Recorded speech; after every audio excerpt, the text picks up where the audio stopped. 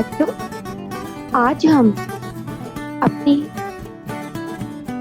हिंदी पाठ्य पुस्तक फुहार पाठ 6 जिसका नाम है दो बैलों की कथा, उसके अभ्यास कार्य को हल करेंगे। बच्चों, पिछली क्लास में हमने चैप्टर पढ़ा और समझा था, तो आज उसी चैप्टर के आधार पर हम अपने एक्सरसाइज वर्क कंप्लीट करेंगे। ठीक है, आप सब ध्यान से सुनिए और उसे समझिए। एक्सरसाइज वर्क में बच्चों सबसे पहले हम जो करेंगे वो हमारा क्या है, शब्द अर्थ। क्या है बच्चों हमारा शब्द अर्थ। तो चलिए शब्द अर्थ से शुरू करते हैं। उत्साह, बच्चों उत्साह का मतलब होता है उमंग।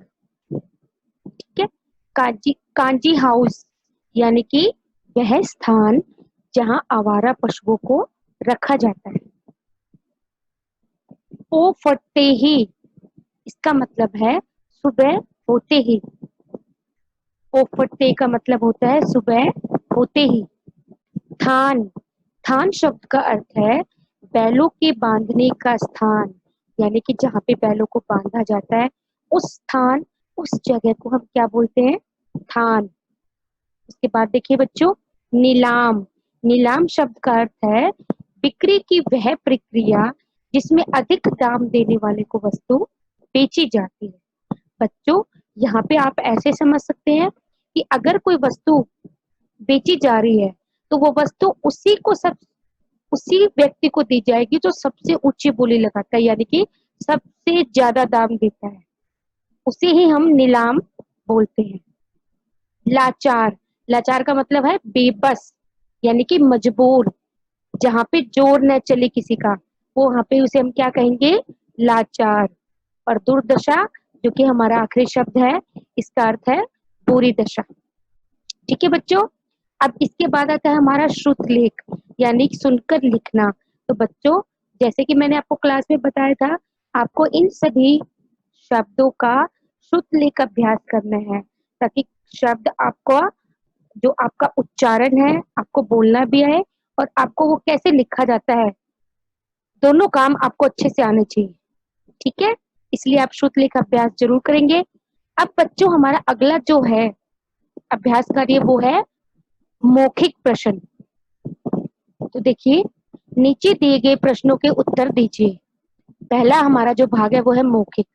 तो बच्चों चलिए हम करते हैं। किसान का क्या नाम था। तो बच्चों क्योंकि ये मौखिक प्रश्न है तो आपको बुक में ही हल करनी है ये, तो हम इसका उत्तर क्या लिखेंगे यहाँ पे, किसान का नाम झूरी था। ठीक है, ख पाठ, किसान के पास कितने बैल थे। किसान के पास 2 बैल थे। ग पाठ, दोनों बैलों के क्या नाम थे। तो यहाँ पे हम लिखेंगे दोनों बैलों के नाम हीरा और मोती थे। यही नाम थे ना बच्चों। चलिए आगे देखते हैं। ग पाठ, बैलों को कौन ले गया था।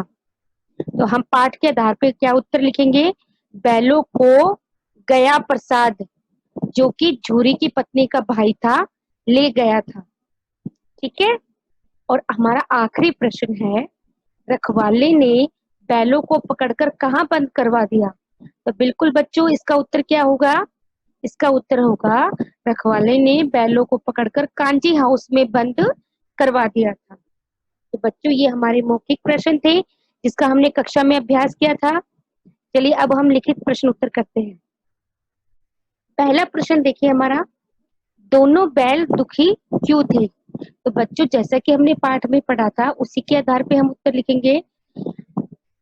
दोनों बैल दुखी थे क्योंकि गया प्रसाद उनको अपने घर लेके जा रहा था और वो दोनों जाना नहीं चाहते थे, इसलिए वो दोनों दुखी थे। ठीक है, अब हमारा ख पाठ देखो बच्चों, गया प्रसाद ने बैलों के साथ कैसा बर्ताव किया। तो बच्चों इसका उत्तर हम लिखेंगे, गया प्रसाद ने बैलों के साथ अच्छा बर्ताव नहीं किया।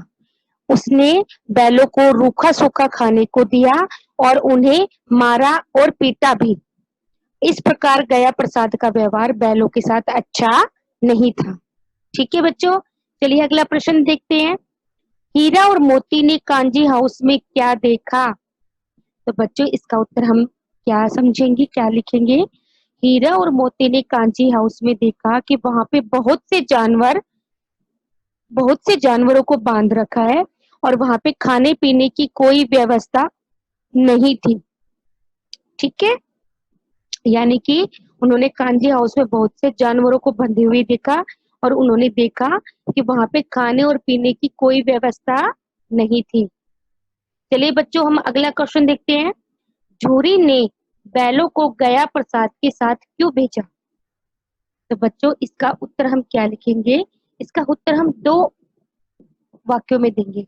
पहला वाक्य हमारा क्या होगा कि झूरी ने बैलों को गया प्रसाद के साथ भेजा, क्योंकि झूरी की गया प्रसाद झूरी की पत्नी का भाई था। दूसरा, गया प्रसाद को अपने खेतों में बैलों से कुछ काम करवाना था, इसलिए झूरी ने बैलों को गया प्रसाद के साथ भेजा होगा। ठीक है, इस प्रकार हम इस प्रश्न का उत्तर लिखेंगे। और बच्चों हमारा आखिरी प्रश्न, व्यापारी के हाथों बेच दिए जाने पर हीरा और मोती झूरी के पास कैसे आए? तो बच्चों इसको हमें थोड़ा सा एक्सप्लेन करके लिखना होगा। इसका उत्तर हम पाठ के आधार पर लिखेंगे कि जब व्यापारी उनको अपने साथ हीरा और मोती को अपने साथ अपने गांव लेके जा रहा था, तो हीरा और मोती दोनों अपने गांव के रास्ते को पहचान गए और उन्होंने व्यापारी से रस्सी तुड़वाकर अपने गांव की ओर भाग निकले। और जब तक व्यापारी उनको पकड़ता वे दोनों अपने मालिक झूरी के पास पहुंच गए। तो बच्चों इस प्रकार हम इस प्रश्न का उत्तर लिखेंगे। ठीक है बच्चों, आपको ये मौखिक और लिखित प्रश्न उत्तर दोनों समझ में आए होंगे।